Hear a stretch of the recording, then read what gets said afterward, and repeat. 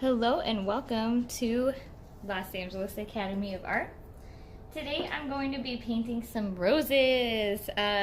These are Mother's Day roses that I ordered for my sister, who is a awesome mom. And then I stole them from her so that I could paint them. And I'm going to go ahead and, if you recall from my bell pepper still life class course on YouTube, I usually tone my canvas so that it's not white.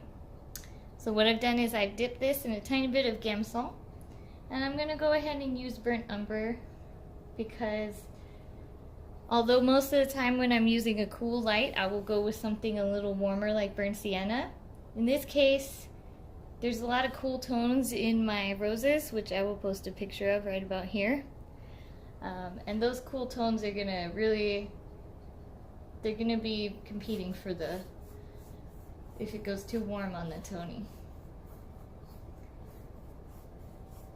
So just like with the bell pepper, I'm just smearing a bunch of stuff on here. This is a canvas panel. It's one of the cheap kind, one of the student kinds. You can work with whatever you want. It's much easier to work with a better grade canvas panel, but since I'm doing so many of these, I've decided to go with the cotton, student grade. These are like $1.20 at Tops Art Supplies. Tops Art Supplies is my favorite art supply store. It's on 8th Street between Hobart and Harvard in Koreatown. So I've got that toned. When you tone your canvas, you're going to need to let it dry a little bit before you wipe it out. But for me, because I'm going to go ahead and, this one is the canvas, the cotton canvas, it's going to actually soak in a lot faster. So I'm not going to let it dry too much. And I'm actually going to leave some of that toning in there. I'm actually only going to take it out where I'm going to put my roses. I want a big one here. I want this one back here. I really wish I could get the whole bowl in here, but I know that just because of size constraints, I'm probably going to be limited to just this area. This is that back rose. This is the front row. And this is the one on the side. I think I like that composition. There's a little bit of the leaf coming down through here, so I'll take a little bit of that out. And I'll just kind of wipe out areas I think might end up a little lighter.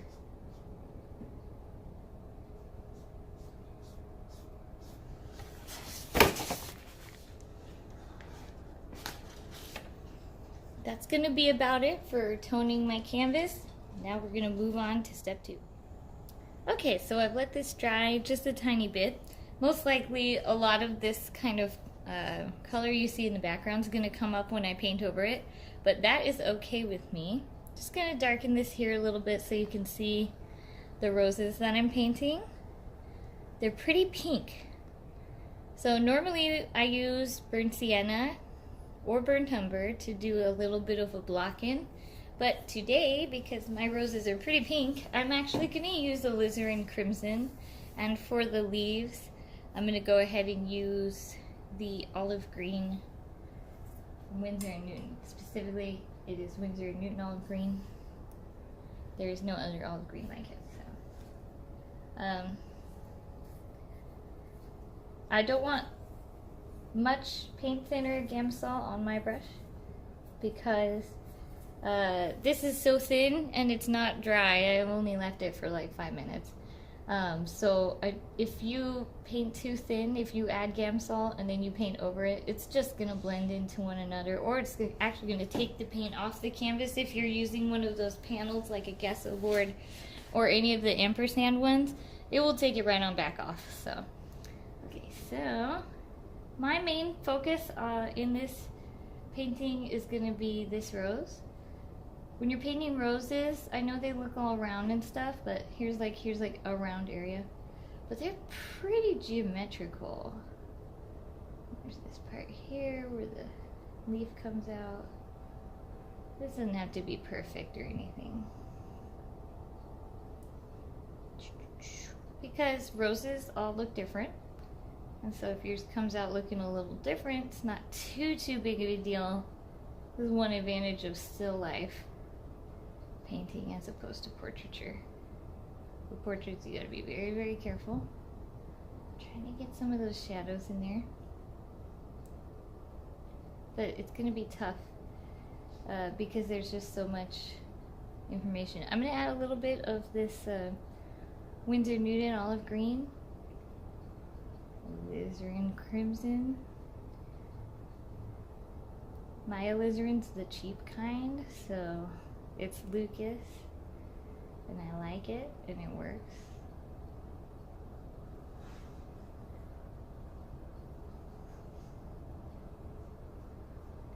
Again, if you don't necessarily know what's going on, take your brush and kind of go across it with your brush. Okay, this is the angle. Kind of just keep doing that motion once you get over here. It's also a dynamic drawing tip. Just do the motion. This one I'm going to block in a lot lighter. It's in the background there. And I don't want your eyes to focus on it. Same with this guy.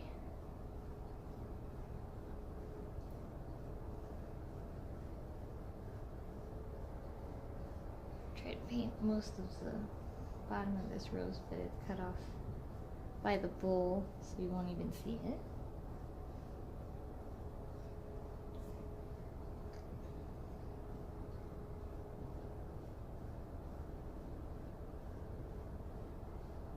They're very angular, like they have a lot of angles going on.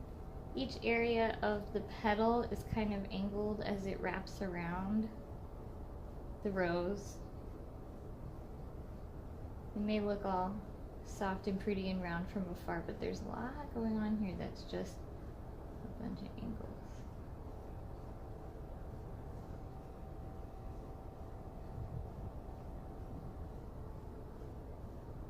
A lot of this will be cut into little angles. And you know how I like to paint over things, so probably not going to go too much further with that. I'm going to take the olive green, kind of dry because I have not changed it for a week, and put some of this important information.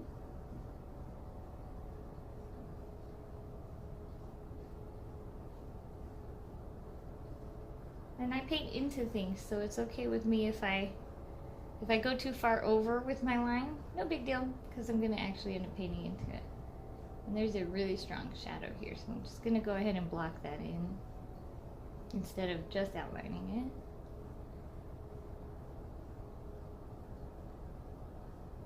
And there's these cute little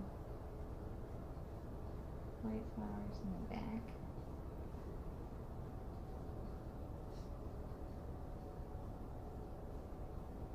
Look how when I kind of brush into the background, it pulls up that burnt umber, and you can't even tell that that's green. It looks more like it just blends in with that burnt umber.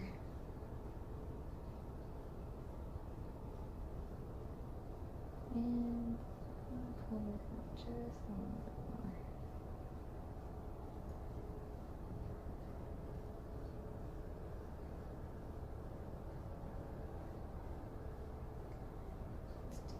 Here, kind of just putting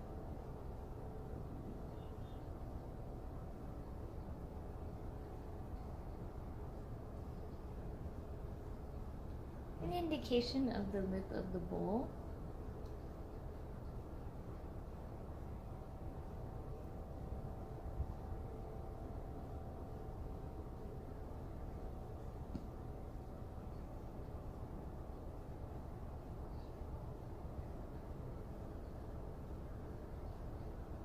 And then there's this leaves here. Some of this I won't go into too much because I don't want it to, again, I don't want it to be the focal point. And this will get way too long if I paint the whole thing, and I won't be able to show you the important stuff.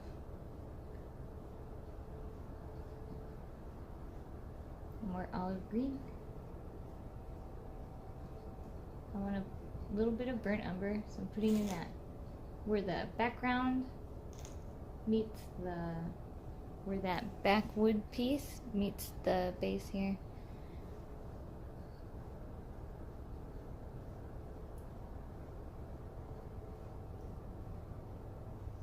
to just put some of these darker areas in so that I don't have to think about them later.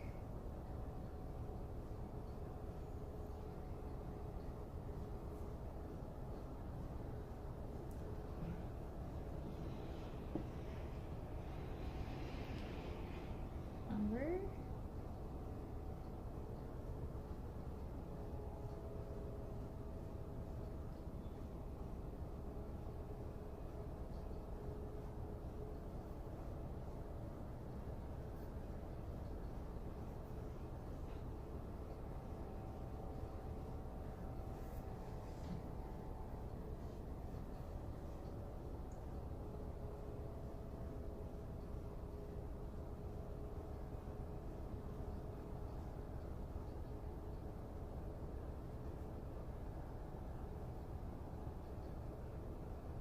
When you're doing the background line, where the background meets where this background meets here, make sure that when you're doing it through the painting, you pull it all the way through from one side to the other.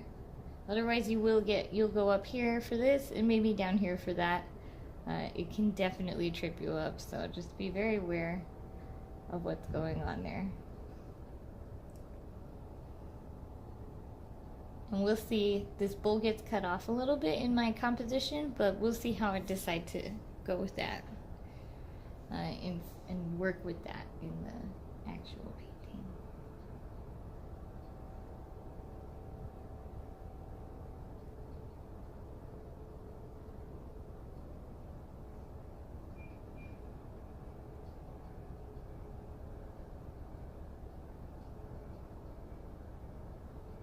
So this will be fun because it's nice and it's like pink, it's pretty.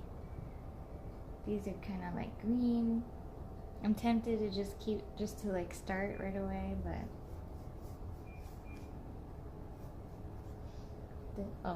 I lost a little bit of that leaf here that's coming out. That leaf starts right here.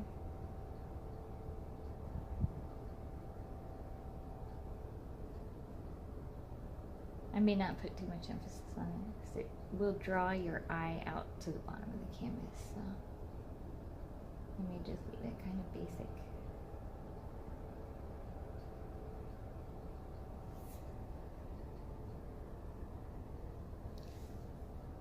Yeah, that's about good because now I can decide where my composition is.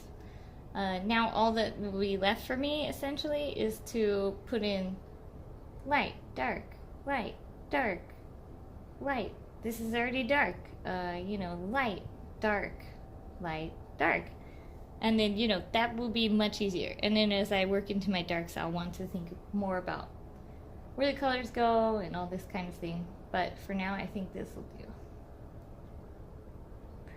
Let me cut this off. I'm almost done with my little blocking. Here.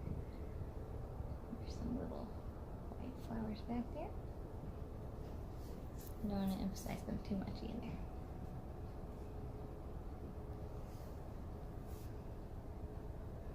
So this is good enough for me because now when I come back, I'll know which angle I'm at. I'll know where to put what, and everything is laid in for me. Now it looks pretty abstract right now, but that's okay.